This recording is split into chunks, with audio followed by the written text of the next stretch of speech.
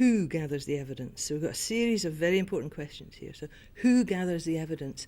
And that's really interesting because clearly practitioners have got a grassroots role in gathering evidence. Somebody coming for the first time over the threshold of a community learning centre or something like that, it's probably not a community worker they meet. It might be a janitor or a steward or a clerical admin person.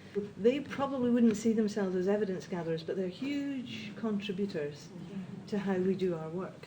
Often people at grassroots level think it's the senior managers in CLD who gather evidence, but in actual fact it's the people who are doing the gathering need to be people working at the coalface.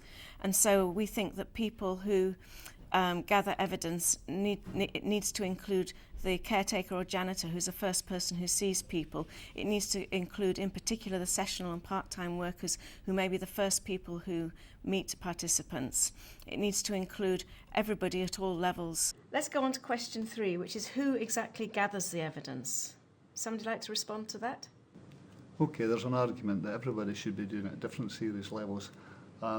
And also that it's necessary to do it. So the who gathers evidence brings in some interesting comments generally about practitioners, but also locality managers, partners and senior managers for whom the evidence is vitally important.